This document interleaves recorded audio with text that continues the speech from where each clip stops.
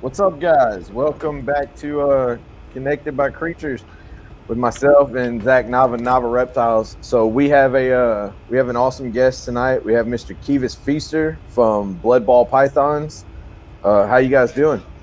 Great, great. Doing well.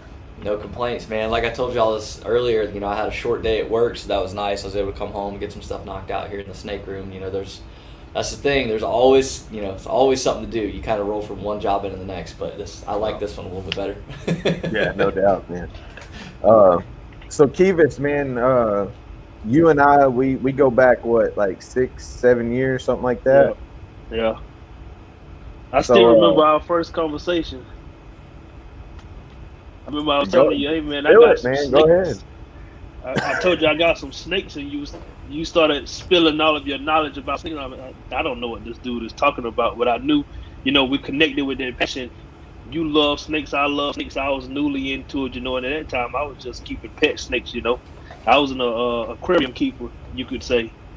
Way before all of the tubs and racks and stuff Yeah, of that nature. But that's where I we all still start. remember when you was telling me about all the people that you looked up to and things of that nature. And I know that day when you called me, you said, "Man, I met you met God,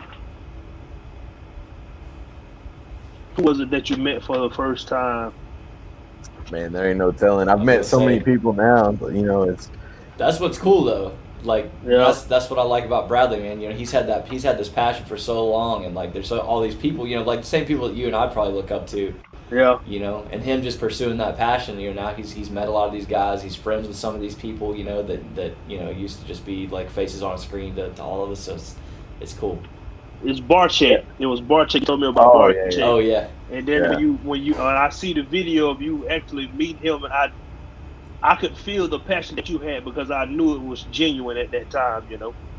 Oh yeah, man. And like with Barcheck, that goes back years and years and years. Like I Yeah, remember when I first really was watching YouTube at all, like when I found like the Snake Bites TV and stuff.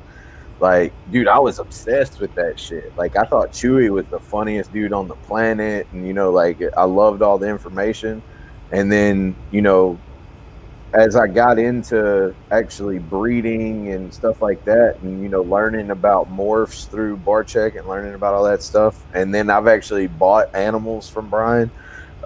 Getting to meet that guy, and especially the amount of hospitality that he showed me that he didn't have to, nothing but love and respect for that guy. right. yeah. Barcheck's a good dude, man. Like I said, I still don't understand all the hate that he gets, but outside of just the fact that people are jealous as hell. Well, that Yeah. I mean, that's exactly what it is. Yeah. So when I first met Kevis, a little backstory on Kevis and I. We work together. Kevis does construction as well, and like his family had worked with my family, and we wound up ending up on the same project together. And I met this guy, and like we had hit it off and everything. We went fishing together a couple times and shit like that. And he got to telling me about his arachnids. Kevis Okay. isn't just a reptile keeper. Kevis keeps spiders. And I See, told him, I was like, can't do dude, it. I don't fuck with spiders, man. Nope. Like and he was like, oh, how you gonna have all these snakes and be into all these snakes? And I was like, it's a completely different feel, man. So Kevis, what all spiders do you keep?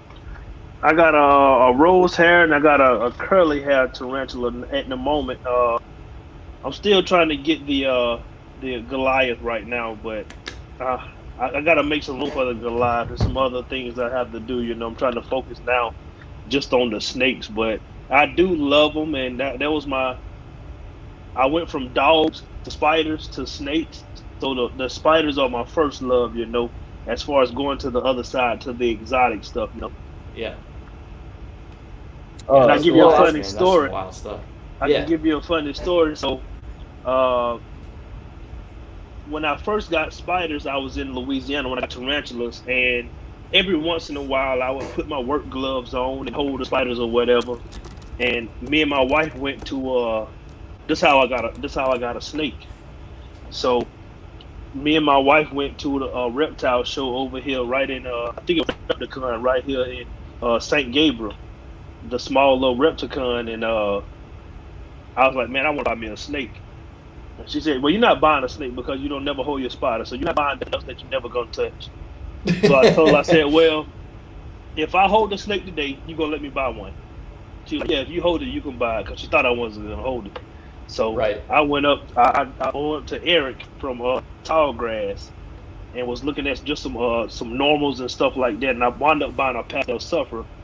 And I was like, "Do you mind if I hold the snake?" And he was, sure, great customer service and all. He let me hold it. And I was like, "Boom, there you go." And that's how I got my first snake. And after that, I was hooked. That's all it She had takes, to man. slow me down. Yeah, it was one. One turned in about 4, and 4 turned into almost 30. Yep. Real fast. And you know that to me, I like Kevis's story because it's a little bit different than all the rest of us. You know, Sure. like a lot of us that have been into reptiles, like it started out as either an obsession with dinosaurs as a kid, you know, it Yeah. turned into reptiles, or like for me, you know, it was going outside and seeing what kind of shit I could catch without my grandma beating my ass, you know, like. But you know, with somebody like Kevis, like you said, you know, he was into dogs, and you bred dogs, correct? Yeah, Like I you, bred yeah, I bred show dogs for about 5, 6 years, and that's what that's what led me not to have dogs now. Just the heartbreak of losing. I mean, I had one dog that I put maybe 15, 20, maybe 25 grand in, and I lost that dog. So reptiles, they're still around a lot longer. And we have a bond with our reptiles, but with your dog, it's a really, really special bond that you have with your dog. And I just don't want to go through heartache anymore. But Yeah. And I'll tell you. Go ahead. I Sorry. can love my snakes. I can love my snakes, but I don't have that really, really connected bond like you do with a dog. Because you can't whistle and the snake come to you. But you know what I'm saying? Yeah, it's just that there's definitely a lot more emotion, Yeah. in terms of what they give back for sure. Right. I Right. was gonna say, man, I feel like I'm starting to hear that story a little bit more from people. Like a lot of people, like Antoine, I think was into dogs before. Antoine from High Desert was into dogs before he got into reptiles. But they were talking, him and somebody else were talking about that recently. He was like, look, he's like, I used to breed English bulldogs. And he was talking about how, with them, you got to do a C-section because they can't actually deliver on their own.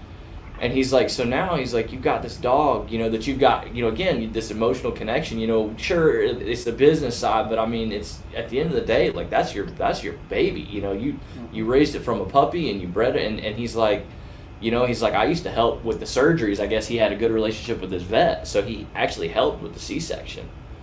And he's like, you're looking at this, your baby on the operating table and trying to process the fact that like you're the one that's putting her through that so that you can provide these animals to other people, which is an important service, right? And there's the business side and all that.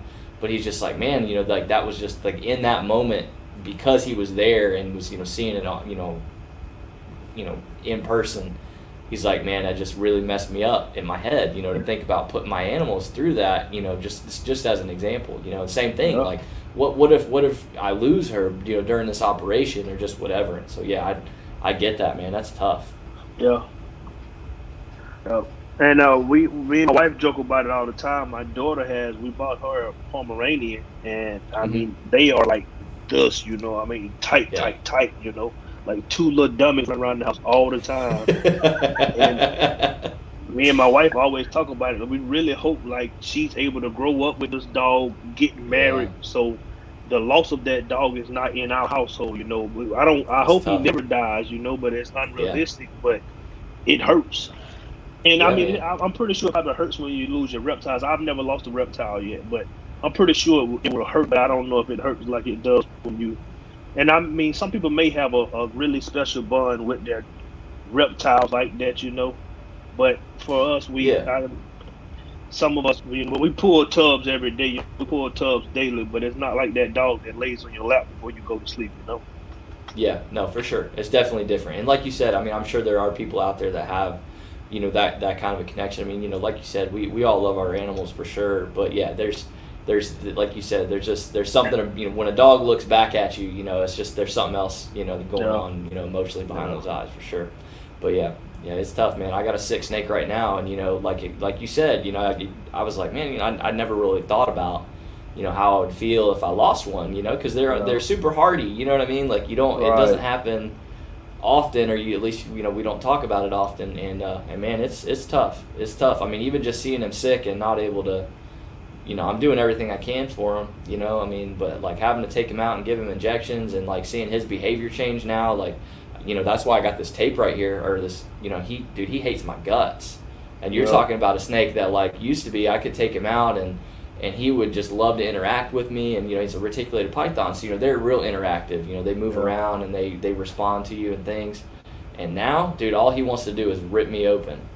And that, you know, that's like, that emotionally for me, like that cuts me deep, because I'm like, man, like this animal that used to, you know, almost kind of enjoy being interacted with, at least in the sense of coming out and getting to move around, now don't want nothing to do with me, and that sucks. Yeah, that sucks. And especially knowing that, you know, he may not pull through, you know, that's a really, really tough pill to swallow. So, and you know, it's one of those situations to where the animal doesn't have the cognitive ability to understand that the things that you're doing for him is you're trying to help him, you know. Yeah. And in that sense of, you feel like you've almost I guess abused his trust, you know, because you had built that relationship and that trust with a retic. And man, I know, Kevis, you haven't gotten to the level of keeping retics yet, and you know, you and I have talked about it, but it's a different experience with the reticulated python than it is a ball python, or really any other animal that I've got outside of my big iguana.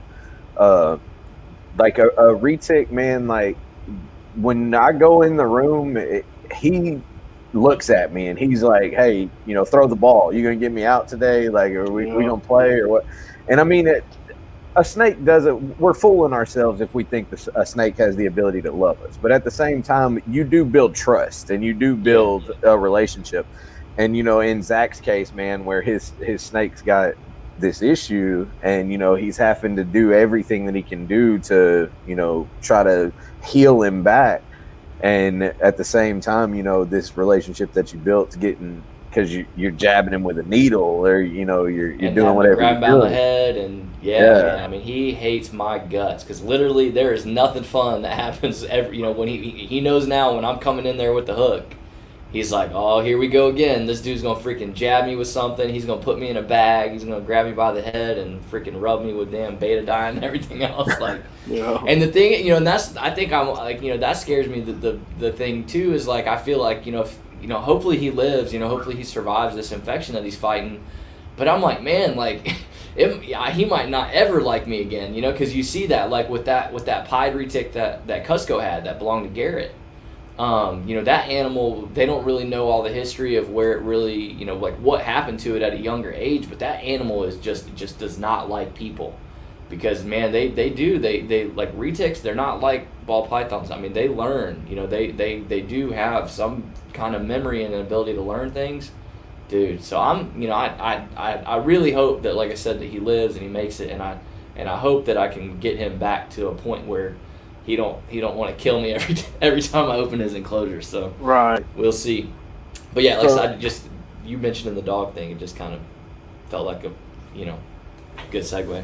Yeah, Kevis, man, you talked about your first snake that you got. So what was it about you getting your first snake that made you think, you know, oh shit, I want to have a bunch of these and I want to breed these? And because I kind of know your story, and I want you to tell everybody, you know, how quick because you dove into some pretty high quality investment animals pretty quick. Yeah. So it was pretty much, you know, when I first got it, I was holding it every day, you know, just fascinated with it, you know, loving them. And honestly, the only snake I ever knew of was a corn snake called Corn Wallace in the 6th grade, you know. And at the time, you know, I used to love that snake. When we go to class, you know, I would be able to hold that snake and stuff like that. So when I got my snake. I named her and I fell in love with her, and I will always hold her, you know. And the next time I went to a snake show, it was, man, these snakes are beautiful, you know, and like this is like living art, you know. And Mm-hmm. I would, you know, it was great, but it was bad at the same time because it was I wanted the cheapest and the prettiest snake at first, you know. And of course, the cheapest and the prettiest was something male, you know, that wasn't, you Yeah. know, not necessarily the best genes to be trying to breed, you know, and Yeah. but it went from that to gaining knowledge of it and saying, okay, well, this is a great hobby. This is a great business to be in. I can enjoy these animals, you know, and I can breed them, and you know, I can make living art myself. And it went to, okay, well, let me dig into it and see what direction I want to go in, what I need to do, you know. And it took a while for me to really stop going for the deals and buying males to actually say, hey, you need to start growing your collection, buying some females, you know. It took a while to do that, but I'm getting to that point now. Yeah, that's an exciting like spot to be in though, because I, again, I think a lot of us have lived that. I definitely did. Where like I had same thing. Like a lot of people don't know. I had at one point bought an ultra male just because I liked it. Yeah. And I didn't care about breeding it or whatever necessarily. It was just something I just liked. And I sold that on, and same thing. Because I had that realization where I'm like, okay, like I can actually get nicer animals, and I can justify spending, some of that money on those ones that I really want, because I can ultimately, I can kind of have them pay for themselves. Essentially. Right. If I break even on my stuff, man, I'll be happy. Right. Or if it'll pay the rat bill every month, I'll be content with that. Right. Just like what we were talking about with Patrick last week. I think that's hell, if you can do that, man, you're living the dream. But yeah, it's a nerve-wracking time, because you like start second guessing everything that you've already done, right? Right. But it's exciting too, because yeah, you can start pressing forward with just kind of a different clarity, if you will. So what was one of like the first females you got? I'm just curious. Well, it was my first snake. She was a pastel suffer. Okay. Yep. Okay. Yep. Even that's not a bad one to pick to start out. Yeah, and then the second female, I bought two at another show in New Orleans. It was a Mojave ghost female, and I bought a pastel Mojave spider male. Okay. Yeah. So those were my first couple snakes, and then I guess I got rim rodded a little bit, because snakes, they don't grow as fast as you want them to, and I got upset with having a bigger snake, and I went to another show, and what is it, the Desert Fire? The Desert Fire that doesn't can't reproduce or whatever. Or, yeah. So I was in a show one day, and I called up and said, "Man, they got this big old male. He's like $60." Me not knowing that he's virtually totally useless. I was like, man, I gotta have him, baby. And I brought him home. He was a beautiful snake, but I mean, he was useless. So I actually gave him to Wilbur. Oh, okay. And Wilbur has him now, and he's doing great with Wilbur. But those were my first couple. That worked snakes. out. That worked out though. You know what I mean? 'Cause Yep. now you can get, you were able to enjoy him for what he was to you for a Yep. minute, and then kind of pass that passion along to somebody else and get them Yep. started off with something cool. So yeah, there's nothing wrong with that. Yeah. So at what point did you decide that you didn't just want ball pythons and you dove into blood pythons too? It would have to be when I started watching. I ran across Juggernaut on YouTube, and I think it was either the 007 or the Golden. I was like, man, these are some beautiful snakes, And I went to Petco one day, and their pupils, you can really see their pupils, and you can actually, like at Petco, I can watch that snake, and as I would move, he would move with me, like he was watching me. And I just fell in love with him then, and I bought my first one from Exotics by Nature, and my first just normal Sean. blood python, Sean. Yeah, I bought my first one from him, and I brought him home, and he was a little hole. It wasn't like no ball pythons. He would rail some food, and I finally got in contact with Juggernaut and got my T negative albino female. She's beautiful, man. That's the Yeah, one I in the thumbnail, appreciate it. right? Yeah. Yeah, Yeah. yeah. She did me a good surprise. So she went into shed 3 days ago. She shed, so I took all of her substrate out her cage, fixed it back up nice and pretty, fresh water. And I got up this morning and she laid a huge dump up against the Oh yeah. glass and spilled the water again. So she ran through about $30 worth of reptic chip in 2 days. I Yep. was like, I appreciate you a lot. Yeah.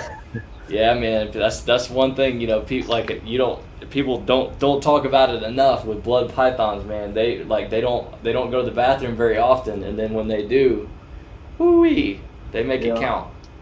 I was trying to get my wife to see it. I told my wife, I said, it'll probably take my daughter's dog is named Audie. I told her it'll probably take them about 30 tries to get that much crap piled up. I told her, you don't need to come see it. She's like, I don't want to see it. You're not wrong though, man. Yeah. It's like it's impressive what Yeah. the way their bodies and because their metabolism is so different Yeah. than other snakes, because I think they only go to the bathroom like a handful of times a year. It's crazy. Yeah. Yeah. You have to write it down to keep track of it. Yeah, and that's what I was gonna say. Yeah. Literally, just to make sure like they're healthy and all. Yeah, Yeah. that's great. It's wild. Yeah, man. And bloods, I've never kept a blood. I've never kept a Borneo short tail. I've never kept any of those type of animals. So, as much as you and I converse and, questions that you may have for me about ball pythons or whatever, like, I would have the exact same questions if I ever get into bloods, because you have way more experience than I do with those. You're breeding bloods now, right? No, not yet. And that's one reason I kind of fell back on them, because it's so much that I have to learn with my ball pythons, and that's like really my main focus. And when you get into bloods, to me, it's a lot more you have to learn, the genetics, the morphs, all of that to try to scale up and breed. So I was like, man, I really enjoy them as pets. They take up a lot of room once they're adult size. So Yeah. like I want a golden eye, maybe a 7. I really enjoy those just for the looks of them. They're really beautiful snakes to me, So I may wind up with maybe 8 to 10 of them, and on down the road breeding them. But I kind of fell back from trying to breed them just because of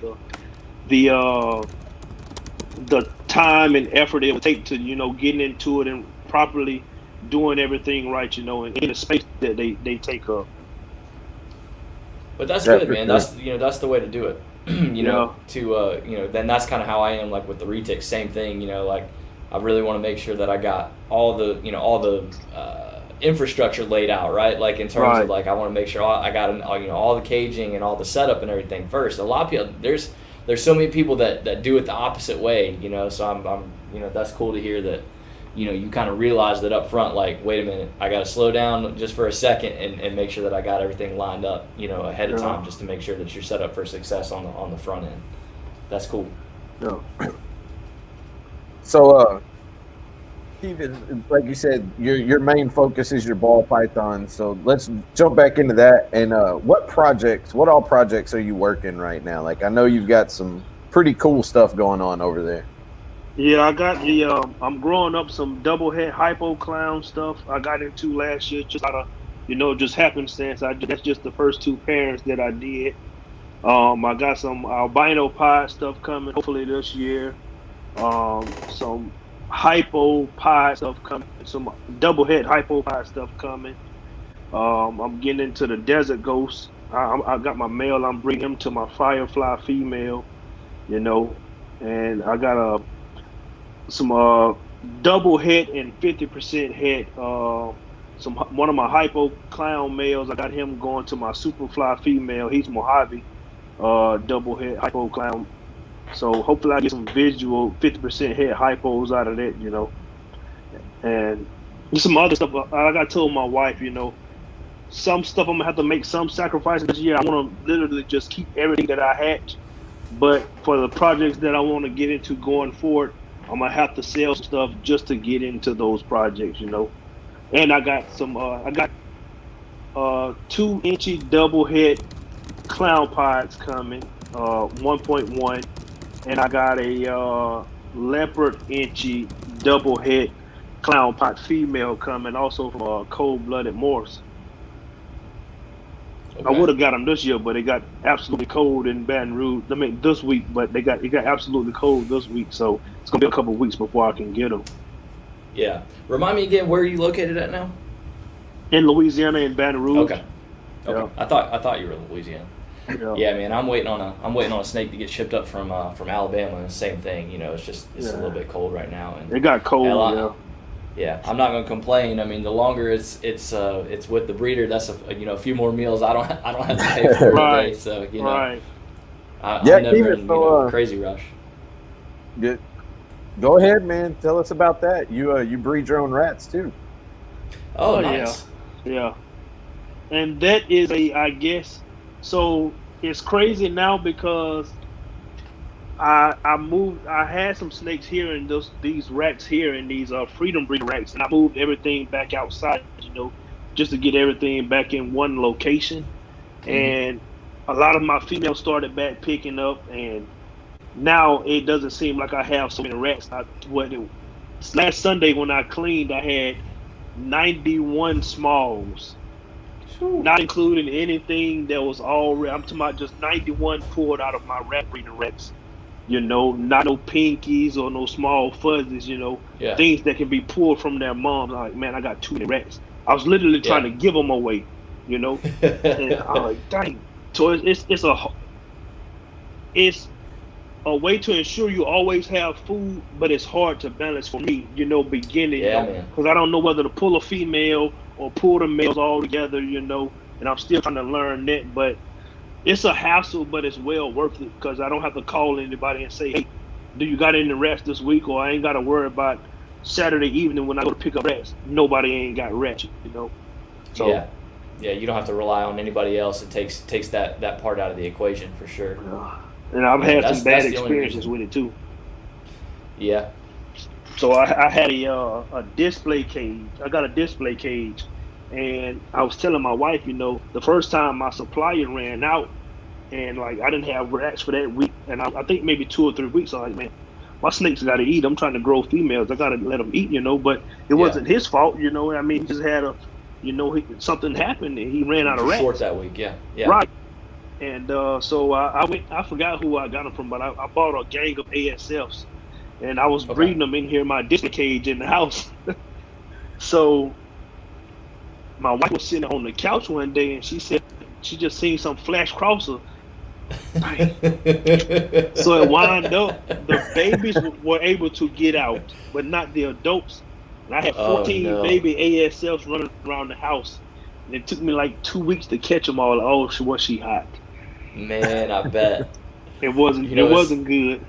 I don't know if you heard the story. I've told it before about me being at the Arlington NARBC, and there was a table right next to a booth right next to Justin Kabilka's booth, and they had ASFs that breed them. They're great, and they're a great breeder. I won't say who it is just because people get pissy about stuff like this, but they're a great breeder and they're super responsible with their stuff. But they had a chew out overnight from one of their tubs of ASF. So we come in the morning to set up the table I was hanging out with Full Throttle Reptiles, Alyssa and them, and Tom Harbin. Anyways, we look over and there's ASFs everywhere, and they're running around the freaking booth, and they're right next to Kabilka's booth.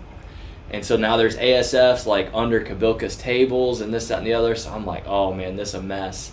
So we helped them get them all back in there, and then later on I was talking to Kabilka, and Miguel from Always Evolving was actually interviewing Chase for his channel, and Kabilka reaches under his table to grab his camera, and he pulls the ASF rat out from under the table, and he's like, Chase, what the hell is this? They had ASFs all in like all their luggage and stuff. Dude, it was a freaking nightmare. But yeah, so ASFs, man, they're wily little bastards. Yeah. I've had. They just destroy a tub in a night. Those country mixing tubs you get from Lowe's. They have those little keyholes on the front of them. I had to literally go buy 1 inch by 1 inch metal plates and bolt it to the front of it. Yep. I mean, I just went like 3 weeks ago and bought some more breeders and put them in. They'll be all right overnight. Come up the Nope. next day, there was 7 breeders in the rack. They was gone. I had to catch them all in the garage. It's funny, man, because I don't know if I've even told you, Zach, but Kevis knows that I just bought my first colony of rats. Like You mentioned that, man, and I meant to follow up with you to see Yeah, kind of what you had going on, because you texted me. I think it was kind of late at night, and that was it. Like I think I kind of replied, and then that was it. Like I think, well, like, what I it think was, late. I sent you a text and I was like, I'm fixing to make a video right now. And Oh, you were that's like, right. yeah. That's right. And I was like, building rat racks, and so I built the racks, and I had talked to a guy about coming and picking up some rats. And when I got there, they weren't what I wanted. Like I just not going to go any further into it. I just didn't pull the trigger. Okay. Kevis knows. I told him, but I couldn't do it. Okay. Yeah. And so I had the rack sitting there, and like we had talked about it, because I'll be 100% honest, man. Like I order almost exclusively from Cold Blade Cafe, like almost exclusively, and I've ran into issues getting mediums lately. And it's not just them, man. It's everywhere. Like no, that's what I was gonna say. It was, yeah, because I think I went through like 3 suppliers, and almost everybody was out of mediums because it's just busy right now. Shipping's weird. There's a lot of craziness going on. The COVID shit's going on, so shipping's messed up. And right now it's breeding season, so there's people and it was just like Kevis said, man. Like I just didn't. If I can cut out the hassle of having to worry about where I'm going to get rats from. And plus, Katie and Lainey they wanted to see how the rats worked and all that shit. Yeah. So I built some rats, man. And I finally got a little colony started. But I'd called Kevis because I knew that he was keeping, and between Kevis and Dylan from D's Balls and Exotics, I got Dylan's a lot of good. I got a lot of good information from both of them. And it's funny because I talked to both of them about the ASFs, and they both kind of had the same thing to say about the ASFs, that they're wily little bastards, and they're not quite as the normal rats are going to be a whole lot easier than the ASFs. And it's funny because Kevis had just told me that story about having the ASFs chew out. He was like, as soon as you turn the lights off, them son of a bitches just go to chewing. They criminals. They real live criminals. I mean, they good to have when your snake's not eating. They great to have, but man, you gotta really make sure you put them away, like literally.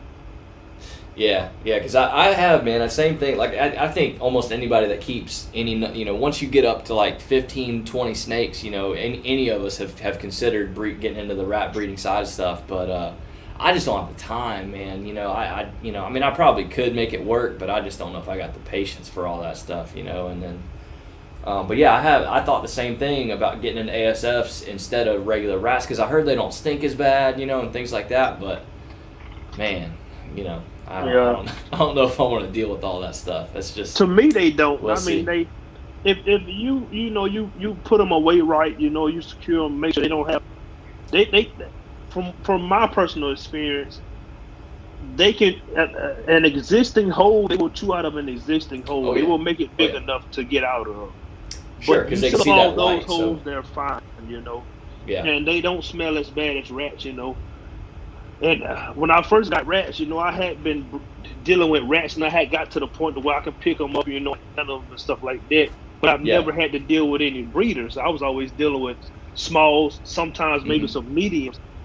And I bought a colony, and I came home with them, and I was putting them all up. I'm like, man, I called my homeboy. I said, man, if you would see the nuts on this rat. I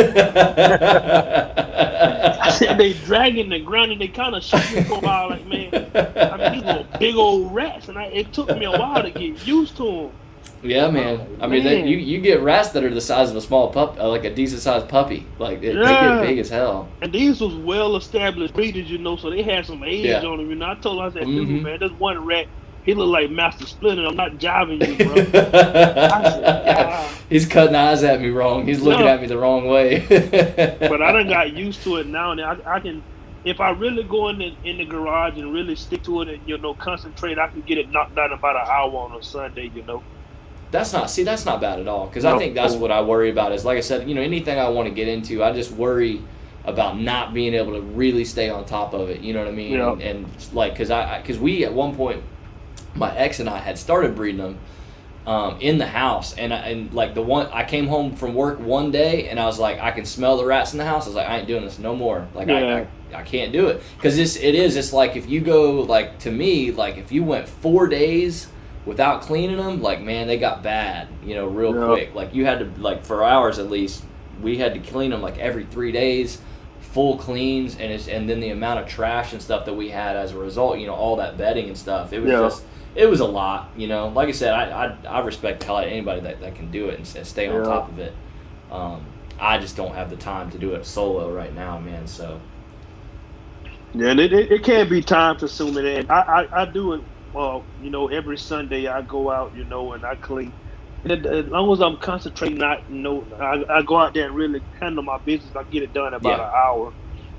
And like you say, I don't see how anybody can do it in their house. Like after about day 6, my garage is connected to my kitchen. Day 6, around that Saturday evening, you can start smelling it at the stove in the kitchen.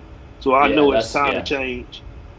Yeah, that's what I was going to say. Most people I know, that's what they say. Like that 6-day mark is like really where they shoot for at the worst case to go ahead and do full cleans. And I was going to ask too, so like, well, 2 things. So Marshall actually in the chat, that's what I was going to say. He does his in his house, but he keeps them in a grow tent with a fan that vents all the air, the exhaust outside. So that's a great setup that he's got, man. And yeah, like that's what he was saying. Like he's like, people come over to the house because, you get used to the way your house smells. He's like, people come to my house. He's like, the first question I ask him is like, do you smell anything, or like whatever. Sal Gomez is in there too. He's another one. He breeds his own rats as well. He's got some rat rack DIY stuff. But yeah, that's if I was gonna do it, that's the way that I would probably do it is with the grow tent.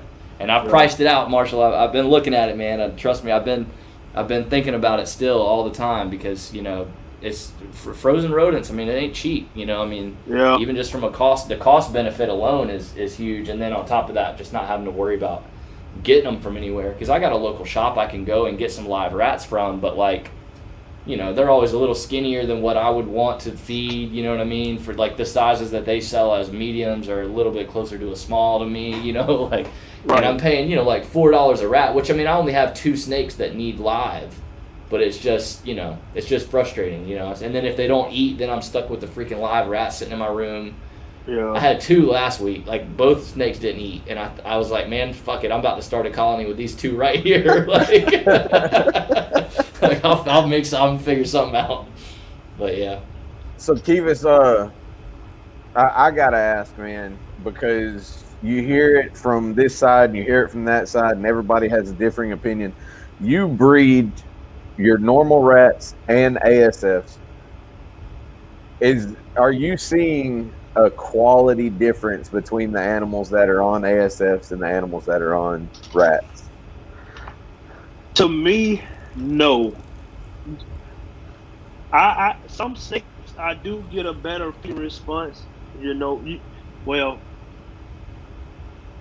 it brings me joy when I can take a snake and that's feeding on rats and it doesn't want to eat this week. That female that you're trying to grow up, and okay, you don't want to eat this week, so I offer an ASF, and boom, they right in the tub on it. Yeah, that brings you joy. But I'm gonna tell you a crazy thing. So I got 8 females breeding this year. All 8 of them wasn't necessarily eating, so I put all 8 of them on ASFs. 6 of them have went back to rats.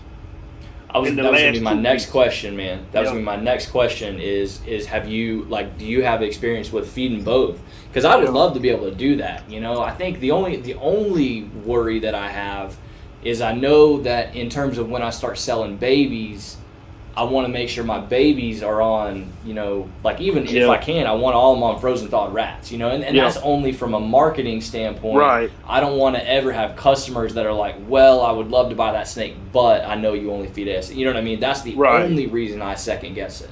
Because I'd love to feed everything ASFs, just for because. For me, the only thing that I will ever feed an ASF is the things that I plan to keep. Just for marketing standpoints, like you say. Yeah. So like when I hatched out my 8 babies this year, they all went right on live rat pups. Yeah. And I've never tried. I mean, fortunately enough for me, that's what I was telling my buddy. I said, man, my breeding experience last year went so great. I'm kind of scared about this year, because you can have ups and downs. All of my babies came out great eaters, all on live. Never had a problem with them. Never missed a meal. Yeah. So I don't always go that way. Yeah. No, and I know that, so I'm kind of terrified about it. But I've never had a problem to where I put a snake on an ASF and it didn't go back to rats. For me, my personal experience, it seems like once I get them feeding on a consistent basis, then I can just, it may not be this week, it may not be next week, but I can just, I offer that rat, and they don't take it, I give them an ASF, and then do the same thing next week, and eventually they'll go right back on rats. Yeah, that's good to know, because I wish we had more examples of people that feed both, just because of that. Because like I said, I think, and Sal, agrees, I think, down in the comments, I don't really think that it's as big of a deal as what most people make it out to be. And that's why I say, I think it's silly that I have to worry about, from a marketing standpoint, people aren't going to want to buy them if they feed it on ASFs, or people aren't going to want to buy them if they feed on live. Because I know that it's, you can realistically probably get them to switch, back and forth, just, but people always will overthink things, and there's nothing wrong with that. I mean, I do the same thing, I know my personal experience. I have my Superfly clown female and my Firefly clown female. They have both went back and forth, rats to ASF to rats, and they probably switched 3 or 4 times. I just know that if they're not eating rats now, then they will take ASFs. Yeah. And then I eventually just switch them back over, So I've never had a whole lot of problems with. Well, I put it like this: I don't have any snakes that have taken ASF that refuse rats now. I'll say it like that. Okay. Yeah. That's cool. So that's good to know. And that's interesting, man. And that's why I brought it up, because I've heard so many stories from so many people that if you go to ASFs, you're going to have to feed ASFs forever. And, once you put a ball python on ASFs, they're never going to eat rats again. And, that's why I wanted to touch on that issue with you, because you breed both. You breed rats and ASFs, and you've got, X amount of snakes that have went back and forth between the two. So, Marshall, man, it's all good. Thank you, brother, for stopping in. Yeah, like I say, literally, I have 5 females that 2 weeks ago they were on ASF. Now they're pounding rats. They pounded rats today. No problem.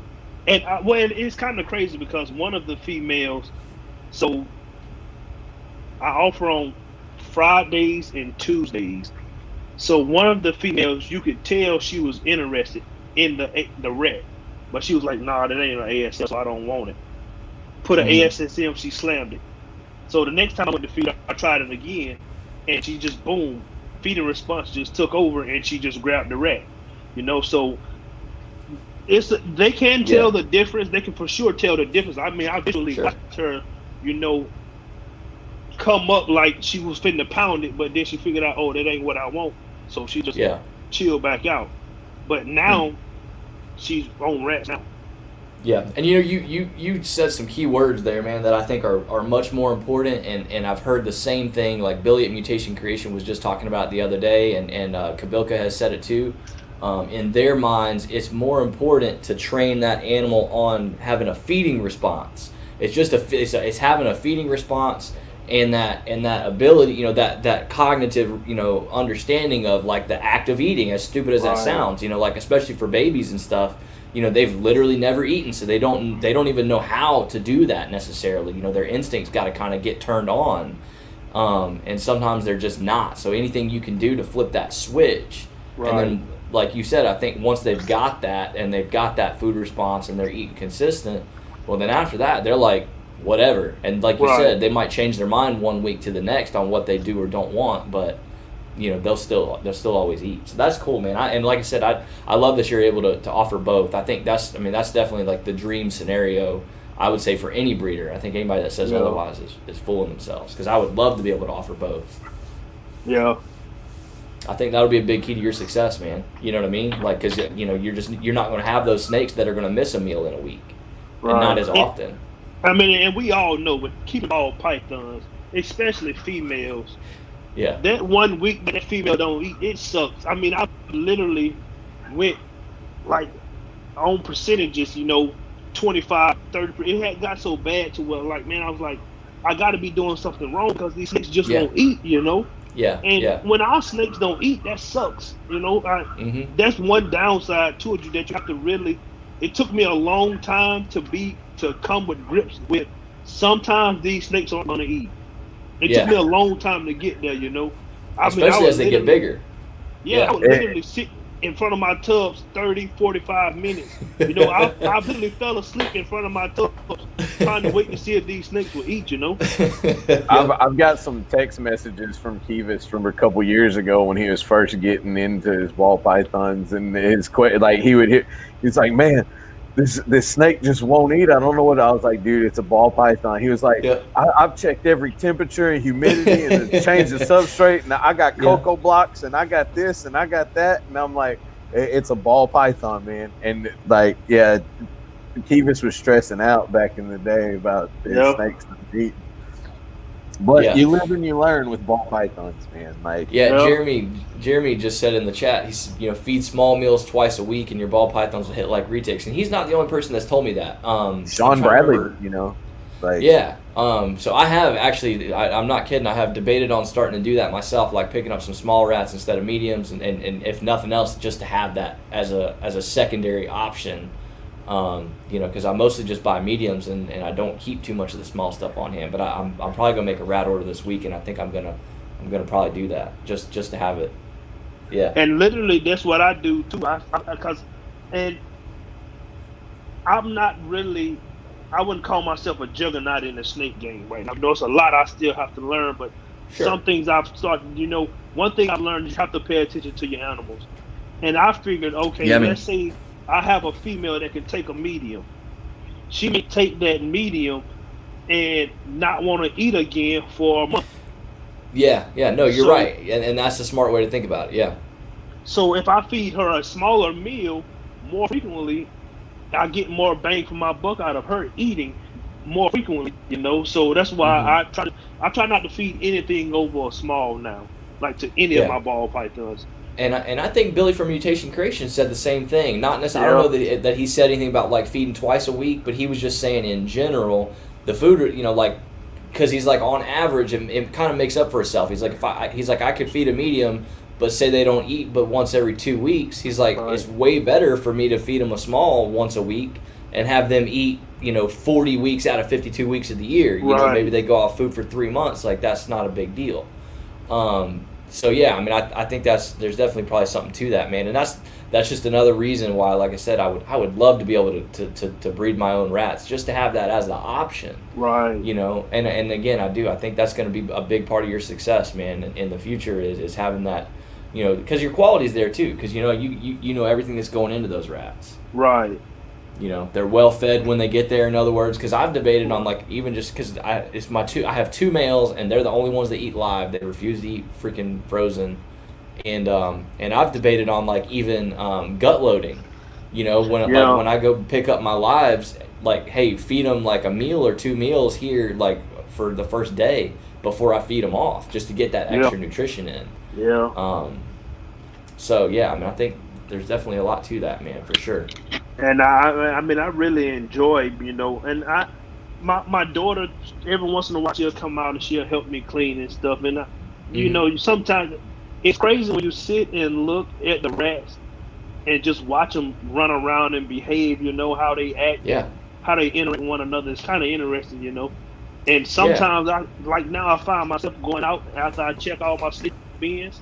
I sit around and I just listen to the rats, and it just brings me a little peace. I just sit there and just listen to them drinking water, eating food, running around and stuff like that. I just get a lot of comfort in being in my garage, in my little snake cave, just chilling. Well, and that's it, man. At the end of the day, we're all animal people, Yeah.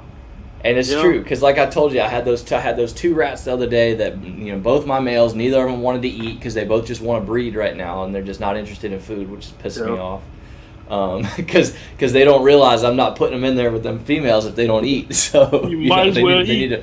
They need to figure their shit out quick. But yeah, man, like even just having those, I kept them in here for a couple days. I ended up feeding them off to a retic because those things are garbage disposal. So that was the first time I fed live to my super dwarf retic, and that was a hell of a damn thing, man. Those things, feeding response is no joke. But anyways, like same thing, just having those in the room for a couple days, like I started getting a little attached because I'm like, man, it's just neat to see the way that they interact with each other and just their behaviors and things. Like it made me, like I said, it made me start thinking real hard again about like, man, maybe if I just had a small colony, like. And trust me, I know it don't take much. That's a slippery slope. Yeah, it that's don't a slippery take much. slope. And I think to kind of wrap that all up, what Kevis was just talking about is he said he observes his animals, and I think that's what it all comes back to, man. Like, and for some reason I feel like we always get on this on every one of these live streams that we do with everybody that we've had the privilege to have on so far, whether it be Jeremy or Patrick or Kathy and Reptile Revival and Brian and all those people. It's all about observing your animals. It's all about watching what's going on, and there is no just cut and dry methods. And like to me, that's beautiful. As long as you're providing what that animal needs individually, like and I love that. I love it that we can have these conversations and hear from different people that are doing different shit and still thriving. Right. And because way too often you see everybody getting condemned for not doing this scripted out bullshit. Right. And there is no script to it because it's a living creature. Like it's a living animal. There's no script to that. We all have parameters that we have to stay in, It can't be too cold, it can't be too hot, it can't be too wet, it can't be too dry. But at the basis, there's some very simple things. Yeah. Right. My facility, your facility, and your facility are all three different facilities, and they run differently. Temperatures, humidity, and all. But we don't have to stick to the same thing, And that's one thing I had to become brave enough to do was I can't take everybody else's opinion and try to put it into my snake collection. Some things I have to listen to, but I have to learn my snake collection, learn what it needs so I can operate it myself, And it's great that I have people like you, Zach, those people that I can go to that have more information than I may have and be able to learn, hey, well, I'm doing this and it's working like this, so hey, what can I do, So it's great that we all have our own fingerprint, but we still can offer our opinions to everybody else. Yeah, for sure. I love the way you put that, man. We all got our own fingerprint. That's good. I'm gonna steal that. Yeah. You can't fit through there, dummy. Sorry, and I got one ball python that likes to cruise the room. In the beginning of your keeping reptiles, like you talked to me about a lot of stuff, but there's questions, man, that I've asked you, and it's not about the number of years that you've been keeping reptiles. It's not about how many books you read or whatever. There's little quirks and little things that people do. And I like what you said, man, that you had to build up the confidence in yourself to, try your own shit. And that's what it's all about, man. Like as long as you're doing what's best for you and your animals, then I don't think anybody can tell anybody else shit. Right. Yeah. And I'll tell you, like you saying too, like, oh yeah, like I love that I've got people that I can go to that know more than me. But man, I appreciate it even more having people that like have been in this shorter period of time than I have or whatever. Like, and the old pros will say the same thing. Like, they learn just as much from new people coming into the hobby and trying different things that they would have never even thought about, you know, Yep. or you know, because you can do different stuff too. Like when you're at a smaller scale, you know, when you've got 5 animals, it's easier for you to experiment with things than it is when you've got 200 snakes and you want to try something new. You know, you've got this new idea, or you heard about something that maybe you know might work. It's a lot harder, you know, and there's more on the line at that point, right? Like you can't just start playing around with stuff when you rely on that. Like if you're full time, for example, Right. you know. So yeah, I mean, there's definitely something to be said about that, man. So I think that's awesome, and I saw a couple people in the comments tonight that are saying that they learned some stuff just off us talking about this stuff. So I think that's great. Yeah. I think that's my favorite thing, man. It's just the exchange of information, you know. Yeah, just I think it's awesome. And Have a that's good one one, thing. Sal. We appreciate you, brother. That's one thing I'm really enjoying about the hobby. You know, it's a lot more positive going on in the hobby than it is negative. You know, you still have the people who are dogging other people out, you know, and bashing people, Mhm. but it's so much positive now in the hobby to, if you really choose to, you never have to hear those negative thoughts because Yeah. there's so much positive going on in it, you know. Yeah, Yeah, I mean, most man, definitely. I was hearing, I don't remember which live it was. I think it was on Antoine's last night. They were talking about, man, like early in the hobby, like in the 90s and early 2000s, like people literally like actively sabotaging people that were trying to get into it, or people that were already breeding, like selling them males that they would literally like damage the male's hemipenes on purpose Yeah. so that male would never breed when they sold them. Like crazy stuff, you know. It's crazy to think how far we've come. So yeah, I mean, it's everything's just. I hope everybody realizes how good we got it. You Right. know? Yeah, and it's that open information that helps a lot too. You know what I'm saying? Uh-huh. Because if you're in a situation like that to where, you know, somebody's doing this crazy shit, like that's not gonna last anymore. No. You know, You can't like hide- you can't hide with as easy this- no more. with the amount of people that are, you know, in the hobby now and the amount of information that's for, dude. I'll be honest, man. Like I try, but I can't keep up. Like I can't keep up with this guy's live and that guy's live and this person's. I mean, I try to catch as many as I can, but Yeah. that's why I'm so thankful for the people that tune in for me and you, Zach, because Yeah, like man. there's so much shit. And if you guys are wanting to sit and hear me and Zach bullshit and talk with whoever's with us, dude, I love you for that because It's the there's biggest so much compliment I information. could ever get. Huge compliment. Right. And like, you know, even the people who have been on this show with us, like, you know, Kevis, man, and Jeremy and Patrick and all you guys that are willing to come on here with me and Zach, like that means so much to me. And I know it does to Zach too, because you know, there's so much information, there's so many platforms out there, and for you guys to accept our platform, like that's fucking great to me. Yeah, it always makes me laugh. Like Kevis, the first thing he said when we first started talking, he's like, "Man, I really appreciate y'all having me on." I'm like, "Are you fucking kidding me?" Like, I'm so freaking glad anybody wants to take, you know, an hour or however long out of their freaking day and bullshit with me, you know, let alone do it on the internet. And then we got all these people that are always down in the comments, you know, just consistently hanging out with us. Jeremy, like everybody's like, I tell people all the time, like I've joked with Garrett about it, you know, I was like, sometimes I'm real quick to like jump off the phone. Like I've talked to Justin Kabilka on the phone, you know, like I'm real quick to like rush off the phone with these people because I'm like, I almost have too much respect for other people's time. You know, I'm like, man, like I appreciate anybody giving me 5 minutes, you know, to just share a little bit of knowledge. And like I said, just your time, because that's, you know, that's infinitely valuable. So no, it does, man. It means a lot.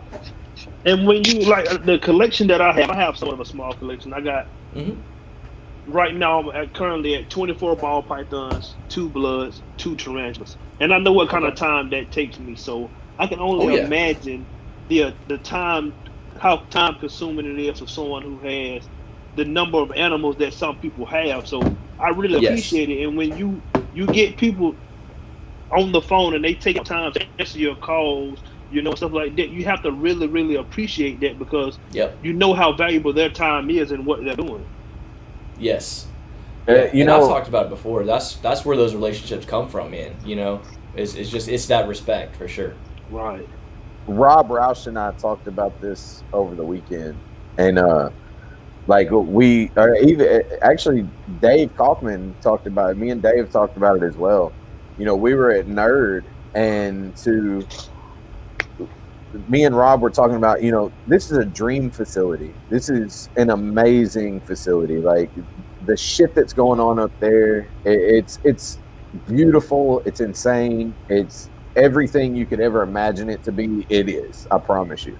But at the same time, like how much work goes into that? You know, how much like it's nonstop. Like the people that work there, like, you know, they were kind enough to stop and give us, you know, some time and hey, look but it's constant movement, it's constant work. You know, and it's a labor of love because like I literally watched one of the kids that were there have you know, off the clock he stayed like 5 or 6 hours off the clock just because he wanted to spend more time with the monitors. You know, like it's beautiful to see something like that. Somebody who actually, you know, loves their job and, you know, has that much passion for it. And, you know, everybody up there, it's the same way. Like they all, there's no show, you know, there's no bullshit up there. Like it's all, everybody is really in it and loves the animals. And like that's just a beautiful thing, man, because you hear so much bullshit from, like you said, the haters and that well, these people are just in it for the money and these people just, dude, you can go on with that shit because like I've seen it, you know, I've seen it with my own eyes, and like it's definitely a labor of love. And they're only thinking about the surface of that stuff too, man. They're not thinking all the way down the line of what they're really even talking about.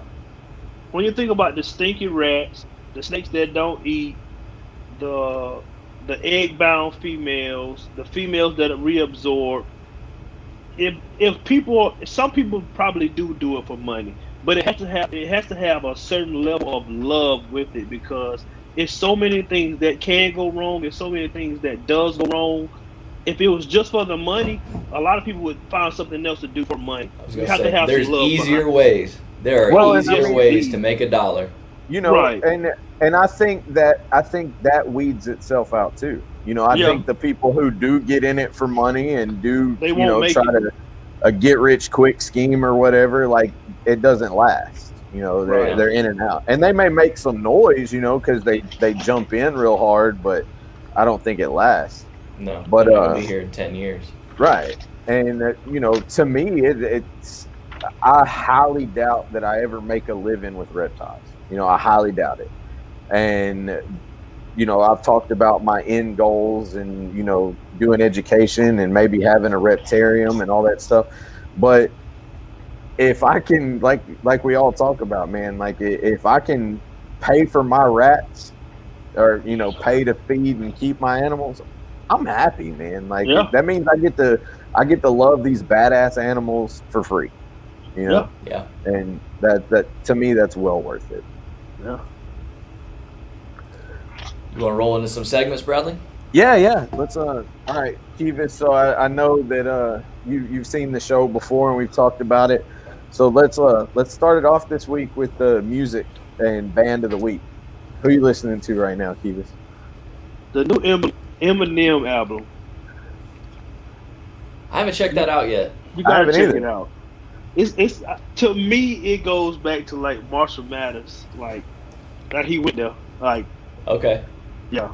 See, I grew up listening to all that stuff, man. Yeah. So like, like it took me back to when I was on the porch, 12 years old, with the CD player and the headphones, you know, listening to the new Marshall Mathers, you know, with the CD, old school CD player. Oh yeah. Like I like. Awesome. I'm really digging that album, you know. But I'm gonna have to check it out. Yeah, I'm really digging that one. I've been listening to that one pretty hard. Hell yeah. Zach, you're getting so much love on your t-shirt, man. I know, man. You know, it's funny because like every other week, like I've always been, you know, I've been wearing like, you know, I wear like a Kabilka shirt or my Triple B or whatever. And I was like, you know what, man, like we all wear the same shirts on these streams anyways. Like I was like, yeah, I got some goofy shirts or whatever that I could throw on. And I can't remember what I was wearing the other day that somebody was talking about. Oh, it was I had a Super Mario Brothers shirt on, and it was the same thing. You know, so I have this. I'm gonna try to start changing it up. the one with Yeah. the Yoshi. Like I have that shirt too. Yeah. And I saw you wearing it the other day. I was like, hey, I got that. That's a badass shirt. So also I want to Jeremy must have showed up late for the first time ever because he's telling me to breed my own rats. And guess what? I just bought a colony, so shut up. And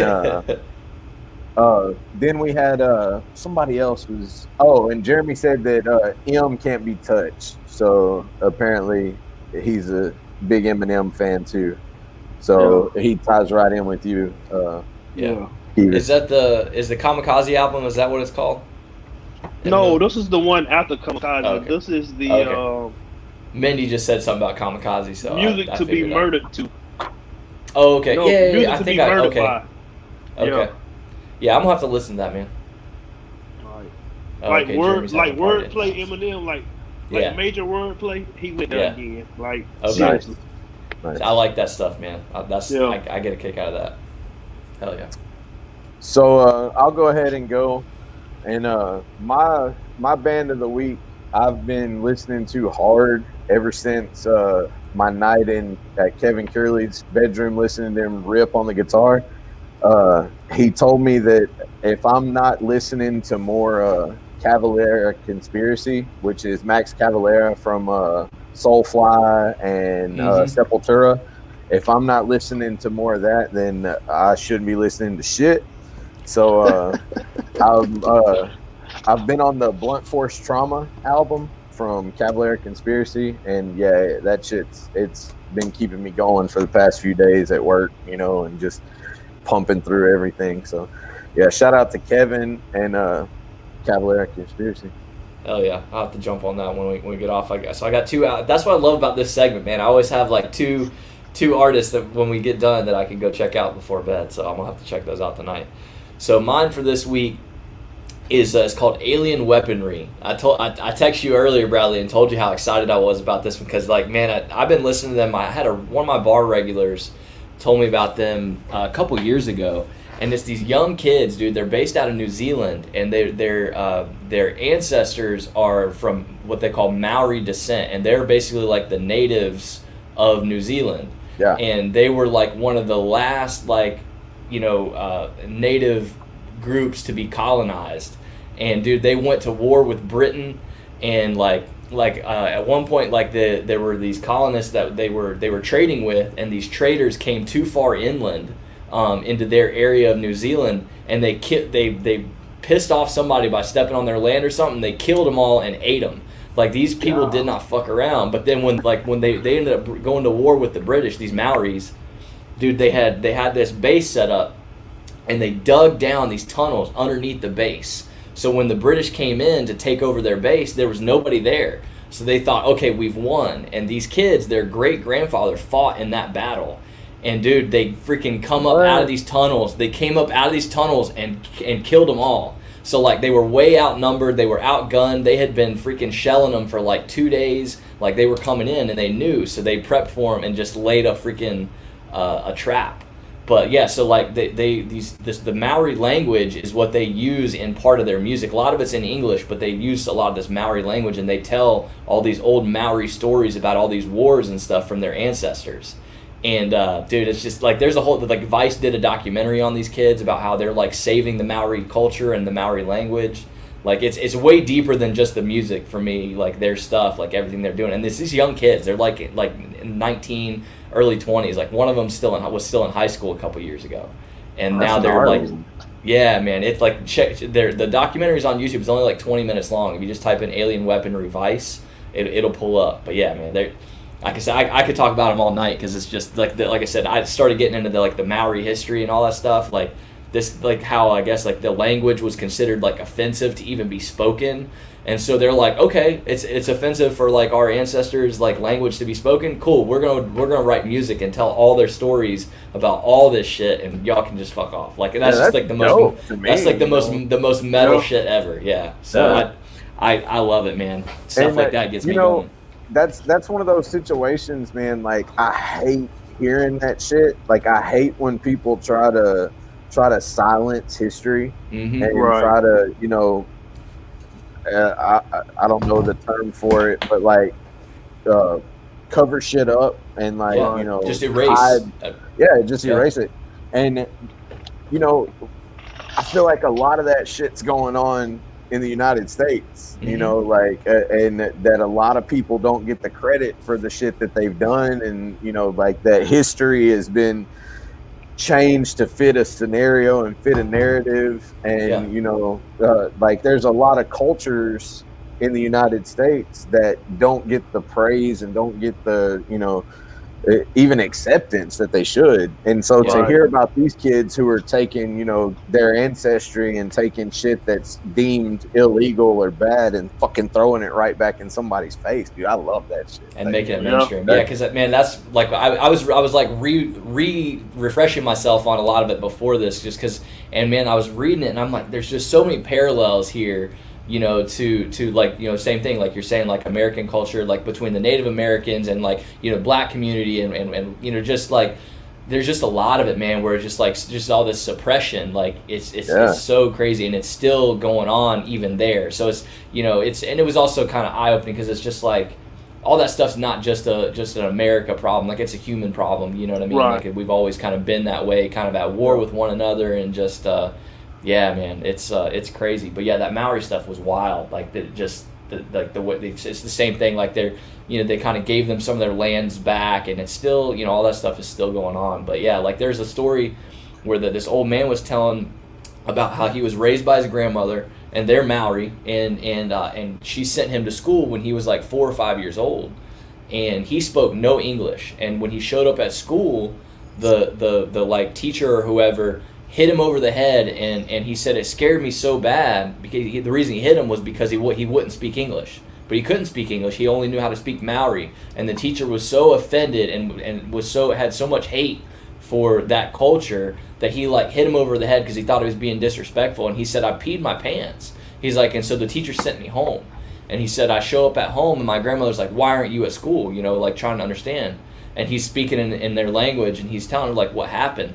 He said she called for her horse and threw him up behind her on the horse and rode him back to the school and laid into that freaking teacher and told him not to ever freaking put hands on him again. And this, but it's just like, it was crazy, you know, like that was still going on, and it wasn't that long ago even that happened. You know, it's like I said, you draw those parallels between just, you know, cultures and histories that are being just you know held back and held down and looked down upon, and I hate that shit. So like I said, to see those kids like really, you know, latch onto that stuff, man, and just and bring it mainstream and do something positive with it was cool. Right. Yeah, most definitely. So Kevis, you said you've got 8 females that are gonna go this year. Well, we hoping. We're not gonna say. I got 8 females I'm trying to breed. Yeah. Okay. There you go. I know that you produced a couple clutches last year, and you recently, or maybe not so recently, had told me that you were posting some animals for sale. Do you still have animals available right now? No, they gone. So it's crazy. I was posting some stuff, you know, for sale, and like in a couple of weeks I got all of that gone, but it wasn't really major stuff. It was a couple, you know, it was the simple pastel and the banana, and I sold a banana centipede, a blade clown male, a couple breeder males that I had gotten over the past years, you know, some stuff just to thinning out my collection because you just make room for that other stuff, you know, the projects that I want to move towards, you know, just thinning out for that kind of stuff. Okay. Yeah, but right now I really don't have anything for sale. Hopefully, you know, I have a good breeder season. I'm really hoping. Right now it's going good. A lot of those females that I'm trying to breed, they railing food, they locking, you know. So all things equal, I hope we get some nice clutches this year. Yeah, man, most definitely. And so yeah, appreciate the love, Jeremy. Always. Yeah, man. later, brother. Back to your Appreciate party, you, man. brother. Hey, you and Kevis at BloodBall, Jeremy, y'all need to hook up. Y'all are both in Baton Rouge. Oh yeah, for sure. Yeah. Hey Kathleen, thank you. Appreciate you. Hope you feel better. That's the guy you was telling me about with Cure. Yeah, Cure Constrictors, Jeremy Bearfield. Yeah, I need to get with him because I really love his ID labels, And I tried to make those ID labels, and oh man, it's not as easy as it looks. Yeah. Jeremy's he's a super freaking knowledgeable guy too, man. Like if there's anybody that anybody can learn something from, man, he's the one. Yeah. So for sure, like y'all would y'all be on the same page. And I reached out to him. I talked to him maybe a week or so ago, and I was asking if the place open to the public, and he said not now, but he told me he'll let me know when it is, because I told him I would love to stop by, just to, check his facility out and stuff like that. If you go over there, you have to hold the pitayas. Good luck. And that's the rules. You got to mess with the pitayas. Jeremy just realized that you had actually reached out to him. So yeah, he said down in the chat, he said that y'all can link up. Cool. And there's a few things that I want, but I know I'm years away from getting a couple things. Like I'm absolutely obsessed with the Gaboon Viper, but financially I can't. Here you go. Yeah. Like literally, it would be hard for me if someone told me, "Hey, you can get this Gaboon Viper if you give me everything you have now. Like you give me your whole snake collection, you get this one Gaboon Viper." Be hard for me to turn it down. Man, you sound like Bro, me. you're in Louisiana. You go to the same shows that I went to in Louisiana, and they sell Gaboon Vipers for like $200 all the time. I know, but I have to think responsibly. So there you go. But I mean, you're talking about trading your whole damn collection. I'll buy a Gaboon Viper tomorrow, and I'll trade you your whole collection for that Gaboon Viper. This is fucking sold. Bradley's like, we can make this happen. Yeah, we have the technology. I will I'm thinking of drive you a Gaboon Viper tomorrow. So I seen someone posted. I don't know if y'all seen it or not, but someone posted on Facebook. I think he got bit by a rattlesnake, and it cost him like $500,000, like in medical. Oh yeah. Yep. Sure. So I know, just being a responsible person, I can't bring it around, because I know if I get it, I'm gonna get comfortable enough to eventually, maybe I never touch it, but I'm gonna itch to take it out. And honestly, man, that's the thing with Gaboon Vipers, is they're almost like a big blood or something. Mm-hmm. Right. And so like they're kind of. Hang on just a second. I'll be right back. All right. Yeah, I think where Bradley was going with that was they will kind of lull you into complacency, like they, because they're real calm, they don't move around a lot. They're those big, chubby-bodied snakes, but they're beautiful, but they're also like one of the fastest striking snakes in the world, right? Because they're ambush predators. And so I'm the same way. I think Gaboons was my animal of the week a few weeks back, and I said the same thing. I would love to have one. But yeah, I definitely I worry the same thing about myself, like just not making it. Just takes one time, just to make one the wrong time, decision, one slip up is over with, Yeah. I don't know what you guys said while I was away. I thought somebody was knocking on my door, but it was the damn dog. But you're good. So no, we were saying they're like, they'll lull you into complacency because they don't move around a lot, but they're ambush predators, so they're also one of the fastest. In one spot. Yeah, they'll sit in one spot for weeks and just chill right there, never move. But then when they decide to, they have one of the fastest strikes on the planet. Wow. The biggest fangs, and all around just a chock full of fuck you up if they want to. You know what I mean? That's the best way to put it. Absolutely. And they're so fascinating. Just the first time I seen was in New Orleans. Seeing them in person. And I just sat there and watched it, man, this is just a beautiful snake. And it just take just a little irresponsibility and just to mess yourself up bad. So I know the best thing for me now is to not even think about it. Yeah. Yeah, those are definitely one of those animals you just observe. Yeah, that's like the first time I ever went to one of those shows in Lake Charles. When we were working in Lake Charles, I went to my first reptile show there, and like I knew it was a hot show. And, I figured there'd be like some rattlesnakes there, and I figured there'd be some, copperheads and stuff. And I walk in, and the first table that I come to, like every deli cup they had is just taped up with red tape. Yep. And I'm looking, and like Katie picks up or like doesn't pick it up, but kind of points at a deli cup, and she's like, "Bradley, what is that?" And I'm looking, and I was like, "I know what it looks like, but there's no way that they're selling that." And King Cobra. no.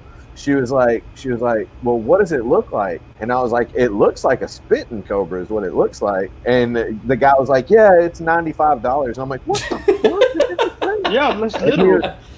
And he was like, yeah, $95. He was like, I was like, and you can just sell that here? Like, you don't have to have a permit? And he was like, all you got to do, man, is you can't pick it up until you're headed out to your vehicle.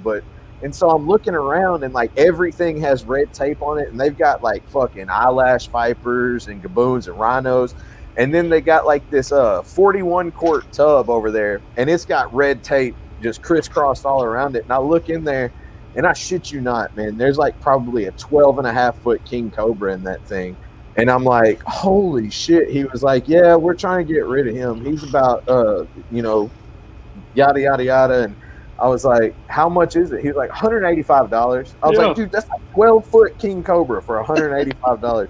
And then you turn around at the same table, and they've got mason jars with black widow spiders in them for $5. And like all this crazy shit. And so I was asking the guy, I was like, how often do you sell this shit? And like people were just going out left and right, like Eastern Diamondbacks, Western Diamondbacks, $50, like, and anybody, it doesn't matter who you are. Like I guess a 15-year-old kid could walk over there and be like, yeah, I want this, leave with it. But it was funny because the guy that was working that booth, they had an albino monocle cobra.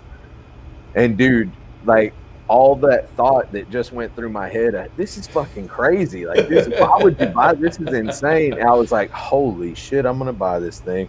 And Katie was like, no, you're not. And I was like, no, I'm fucking buying it.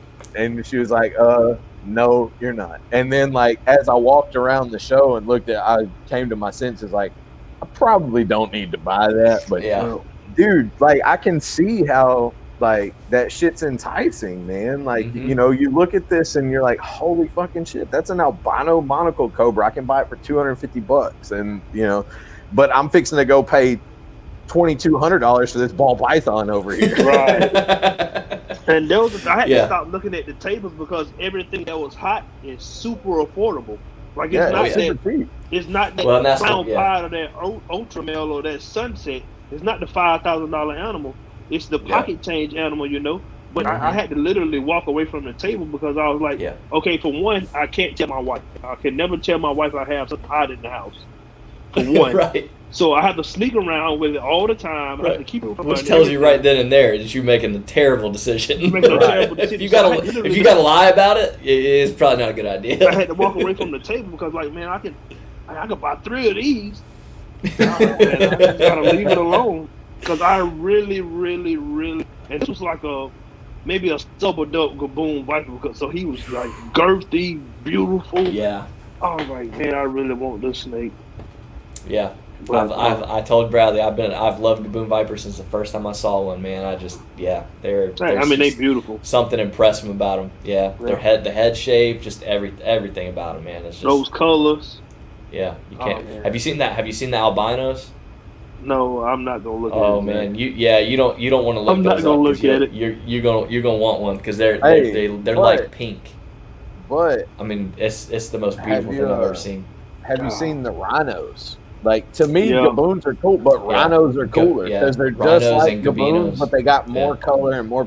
They kind of look like you ever been to around like in Kevis? You worked in Corpus with me, like when you go to like some of those authentic Mexican stores and they have like the topiaries and stuff. Like that's what a rhino looks like. A rhino viper has that feel to it, and they're just beautiful, man. Like they've got those reds and yellows that they bring to the table. They're just crazy. That's why I like gabinos because it's got both and it's a naturally occurring what do you call it, hybrid, which is just cool. You get out of here with that crap. But yeah, those albino gaboons, man. The first time I saw a picture of that, it looked like it was photoshopped. I mean, It's the most crazy look. It's like neon and it's like pink and yellow and just oh man, it's nuts. It's crazy. And I can literally, I know if I were to buy one, like I'm totally cool with like just sitting and watching it all day long. Yeah. But Yeah. I know eventually I'm gonna have to change out the habitat and stuff like that. So I'm Well, gonna and have if to it gets handle sick, it at some point. Yeah, Right. if it was to get sick, that's the stuff I worry about more than anything. Right. Is like, you know, if I had to take it to the vet, like it, you know, at the end of the day, like you're the owner of it. It's kind of your responsibility to like Right. get hands on and do what needs to Right. happen. And Yeah. and I know, and that's exactly why I said, like, I try to always think through any animal I want to get. I try to think through anything and everything I might have to do. It's just like a big retic. Like, okay, why would I never own a mainland retic? Well, because when I think through the life cycle of that animal, there's shit that I might have to do that I'm not really fully capable of doing. Like right now, the biggest thing is I wouldn't be able to house one properly, you know? So, all right, that's off the table for me. And that's the way I think about with venomous is I'm like, man, like if I had to give injections, like I have to give this retic, if I got to do that to a freaking gaboon viper or some shit, like that animal's probably not gonna make it. Well, or like one of us ain't coming out of it alive. Like, either me or them. You and I had that conversation, Zach. Like, you know, how interesting HOTS are. Like, and dude, I mean, it's one thing, and by no means, if there's a kid watching this or kids, like from the time I was a kid, I've caught rattlesnakes and I've caught cottonmouths and I've caught copperheads and I've always wanted to catch a coral in the wild, but I never have. Like, you know, I've field herped and caught all this shit since I was little. But there's a difference between having a hook or a good bushy stick and picking up an animal and moving it out of the highway so it doesn't get run over and letting it go, you know, and taking pictures and looking at it. There is having it in your house and you being solely responsible for it. Right. Yeah. Well, that's like, you know, Chandler said in one of his videos, and I don't watch a lot of his stuff. It was just I just happened to see this one, and he said that there was a time at one point, you know, he's got big kings and stuff, and this is the stuff people don't think about too. Is like you're saying, outside is very different. It's very open, right? There's a lot of space. Right. He had his big king out. I don't remember what the thing's name is, but at one Kevin. point, that king Kevin. had turned around and had him backed into a corner. Yeah, and he for sure. said, dude, he said the reality is, he said, the thought went through my head that like he's got me. Like if he wants me right now, if he wants to bite me, there's literally nothing he could have done. Right. Because it's such a small area. And he's like, that's all it took was him to just turn around. And he's like, that's when I realized, like, oh shit, like I need to probably like rearrange some things, you know, like if I'm gonna have him out in here, you know. But that's the stuff you don't think about. And that's a massive Yeah, king sure. cobra too. That's a huge cobra. That's I mean, they got big such a cobra. huge strike range, man. I mean, that thing can stand up as tall as him. No, Yeah. for sure. It's crazy. It's And I've crazy seen to think about. I seen a Instagram reel. I think it was yesterday, and I don't know if the king cobra was defanged. I just seen the reel of this lady literally pet the head of a king cobra, and I it was pretty ignorant to me, you know. And I don't know if it was defanged, if they had, you know, did Like whatever a they had to do venomoid or to it or whatever. whatever. But Make it Yeah. a venomoid. yeah, right. And I was like, man, it's no way that this snake is still hot, you know. I mean, she was literally petting his head, and I mean, the snake was fine, you know. It's possible that it was still hot, like, you know. And one thing about, you know, especially with king cobras, is they're very intelligent. Like they're smart, and like they're really keyed in on movement and sight. So a lot of like the shit that you see, like people doing like the kiss of death and stuff like that when they're kissing the cobras on the top of their head, it's because their sense of sight is so keyed into movement that you'll have somebody in front of it, you know, doing this number right here, and it completely loses track of what's going on right here. Like it's physically so and behind it and all that. Yeah. Isn't that's what Cusco did. Cusco did that, didn't he? In Thailand? Yeah, that's crazy. But I remember seeing the video, and it was the same thing. There's a guy in front of it, like doing all kinds of crazy movements to make sure that thing is like 100% keyed in on what's going on in front of it. And you know, like that's one of those things that if you weren't really sure of that animal and didn't know that animal well, like you could fuck up real easy because Mm-hmm. it's not the same as like something that's picking up off of heat pits or something. Like it's keyed in off of, sharp, acute vision. Right. Crazy stuff, man. We want to roll into animal of the week while we're talking about hots and this, that, and the other. Yeah. Go ahead, hit us with it for the So, week. so you know me, man. Like my animal of the week is almost always some kind of hot. That's why I wanted to kind of roll into it, cause yeah, man. Like I think that's why it's those unattainable things for me, in the sense that it's like, oh, I could buy one for sure. I could have it here tomorrow, but it's just I keep fighting the urge. And I think I told you I started to say squams, but I feel like we said that before. I know that I said the I can't remember those. I know I said a couple of other ones, but anyways, this week I thought I would go with pygmy rattlesnakes. Very nice. I've always liked them. I don't really know why. I know that they're probably like one of the more sketchy ones in the sense of like if you've got to handle them or move them because they are so small, so it's so easy for them to like double back and really get a hold of you easily. But I just have always thought they were just one of the prettier species and just one of the cooler ones to observe. So that's what I'm gonna go with this week for my animal of the week. We'll keep it in the United States this week. Kevis, you got any thoughts on the pygmy rattler? Because I'm gonna get into it. I'm gonna get into a story from when I was a kid. No Go thoughts ahead. on the pygmy rattler? All right. So, like I said, man, I grew up. Everybody knows I grew up in Arkansas, and pygmy rattlers are one of those things that you hear about a lot, but you don't see very often. Yeah. I see cane brakes a lot. I see, we see a lot of cottonmouths. We see a lot of copperheads, and we're not supposed to have easterns here, but I have seen and caught easterns in Arkansas. Like I said, we're not supposed to have them, but we do.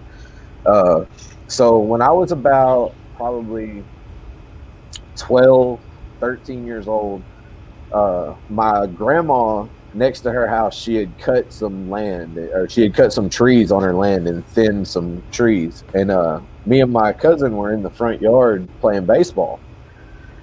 And he hits the ball and like he knocks the shit out of it. And like I kind of lost the ball out in the underbrush where all the trees had been cut. And I step over this, piece of a log that's laying there, and I see the ball.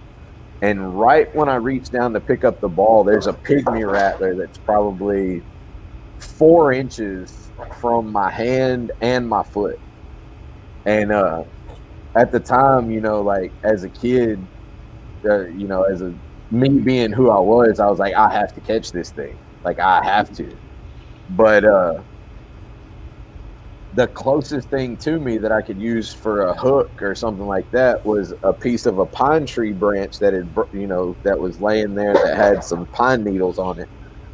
And when I went to kind of go over the top of it to, kind of get so I could bring it to me, that thing turned and it struck out and like, got within that close to my finger.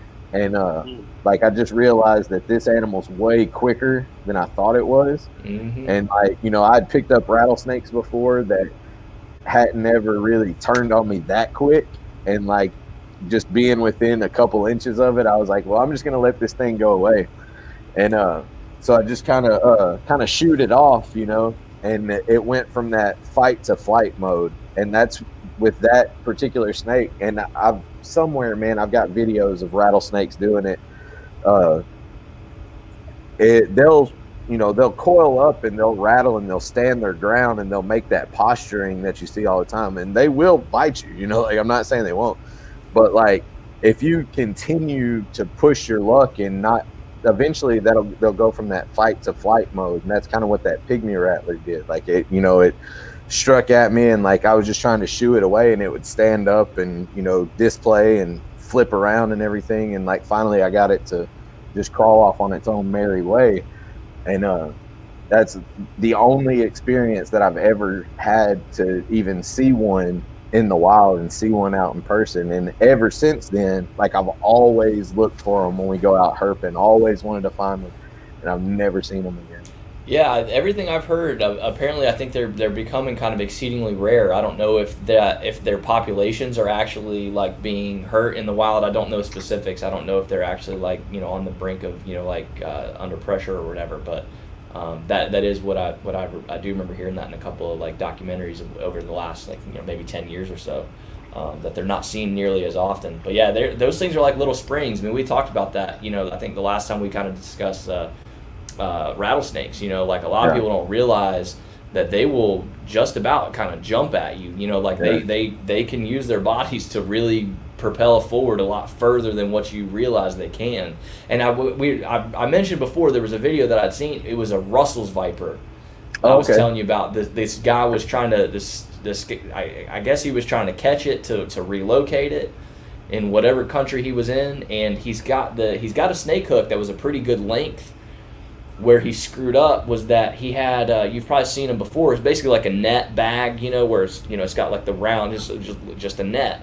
Well, dude, the handle on that thing was probably only about 3 foot long. So he's got like a 6 foot hook and like this 3 foot freaking bag that he was gonna twist up once he got it in there, and he's trying to guide the snake in with the hook. And dude, that Russell's viper got itself in a position and literally jumped off the ground and caught that guy on the hand. Yeah, dude. I mean, it was wild. And people underestimate the strike range on those things. And just the athleticism. The way that they can use their bodies to get a hold of you if they need to. If you've got, like, let's just say a rattlesnake. Like if you have a rattlesnake that's on flat ground and it's striking, like it has that certain strike range. But if say that snake is up against a tree and it can use that tree to push away, like don't think for a second that or a wall or something, don't think for a second that snake can't use that strength and that extra spring power to push off of that wall and launch itself forward more and lengthen its strike range out even that much more. Like it's definitely possible. It definitely because I think when it came up, we were talking about Tyler Nolan, because he said that he's got one rattlesnake that hates his freaking guts. And he said that. He said, I have to watch this guy, and that's why he always uses tools, to open the glass, because that's what he was saying. He said he'll be at the back of his cage, and he said he will literally spring like almost a foot out of the freaking door the second that he opens that glass. Yeah, it's crazy. Just pushing off that back wall. So, it's wild. So, Kevis, I know you've got a pretty good Instagram following. As we start to wrap everything up right here, man, you want to go ahead and let everybody know where they can see your animals, where they can get a hold of you. When you do have some clutches this year, anything that you're not holding back, where they can, see your animals that you have for sale. Just kind of shout yourself out, and then everything, all of your links to everything, Zach and I'll put in the I've already got them down there. Yeah, so it's BloodBall_Pythons on Instagram and Kevis BloodBall Pythons. They're on Facebook. You can see me there. All of my information will be there. All my contact, my emails, all of my phone numbers and everything for anybody to reach out to me. Hell yeah. Yeah, I think your Facebook was the only thing I didn't put down there because I wasn't 100% sure if you want that on there. So I'll throw that down there as soon as we get off here. I'll drop that in the description. And I'm slowly converting my Facebook because I found that like my car, I have a pretty nice car. It's went viral twice. Yeah, I saw that. So my car went viral twice, like a couple 100,000 shares, a couple 100,000 likes, and everything like that. Yeah. But my business page, I created a business page for Facebook and only get 25 likes. Right, man. So I'm really thinking about just taking my main Facebook page and converting it into my page and not classifying it as a business page, to get my information out because, they file it down so that you can't, if you're going to promote it as a business page, you're going to pay for it to get promoted. No, for sure. Yeah, that's kind of how I am, man. Like all my stuff, at least in terms of Facebook, like anything I do, it's all there, and if people don't want to see my snakes and stuff, I mean, they don't have to follow me on there, but anything I'm up to, it's all kind of in one place. I do the same thing with my Instagram. Like I don't have a separate Instagram for anything. Everything's all in one. So. Yeah. Hell yeah. Well, If nobody down in the comments has got any kind of questions or anything to follow up with, it just doesn't look like there is. I think that's going to be a freaking night for us guys, man. This has been a blast. Oh yeah. Oh yeah. I really Kevis, appreciate man. it, guys. No, man, we appreciate you. Seriously, you gave us a bunch of your time and a lot of just, like I said, great information exchange. Great conversation, and we'll definitely be in touch for sure, man. Oh, for sure. And I'm happy. I'm happy to see where you've come. Oh yeah. Because I literally was there when you first got interested in the beginning, reptiles, right? And to see the animals that you produced, and to see the collection that you have now, and as far as you've come, man, that's awesome, and I'm proud of you, and I'm 100% proud to have you on this show with Zach and I. And like Zach said, man, thank you for your time. And if there's any last thoughts you got, Kevis, the floor is yours. Oh man, I just say I appreciate it, guys. I really, I'm humbled that you guys would even consider to have me on. Bradley, I've came a long way. I went from just aquarium keeping, to absolutely knowing nothing about it. I've called you many a nights, many a days, 3-4 times a day. Hey Bradley, what about this? What about that? So I really appreciate it, man.